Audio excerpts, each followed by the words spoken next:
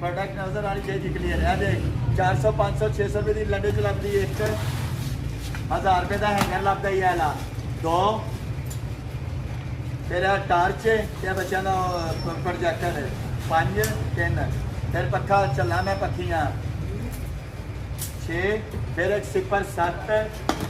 अभी 400-500 रुपये का है, 1000-1200 रुपये लंडे चला दी चैन वाली 24 घंटे गारंटी है गर्म ठंडे की गिनती मारी जा रही। फिर है कि जा रही ठीक है, फिर है भी जा रही तकरीबन 300 रुपये की 150 रुपये 100 रुपये की चैन जा रही है। ए वे पुत्र चला मैं पक्कियाँ दोबारा आ गई 1 2 3।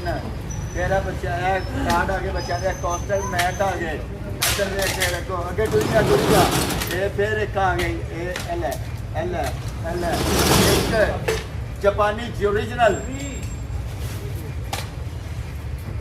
गायब हो गया कितने गया सफाई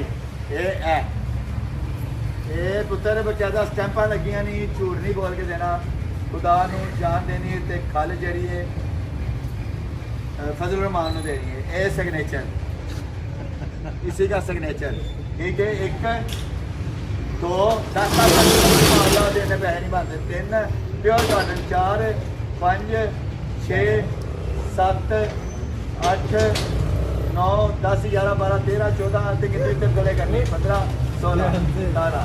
ये फिर आगे मैजिक जो आई एक सीधा हो गया ए आ गया ए आ गया ए आ गया ए आ गया ये फिर आ गया ये एंज कितना गया एला सीधा हो गया फिर टेढ़ा हो गया एला कुड़ी नूं खर्चा ना देइए पूरा तो फिर हाल होता ही गुंजला पईयां रहंदियां ते फिर बंदा यारां नाल शेयर करदा ही गल्लां यार कुड़ी बहुत तंग आया है यार मैं बहुत परेशान है यार मैं मशवरा दो मैं की करा घर घर की कहानी तू तर खर्चा पूरा दिया कर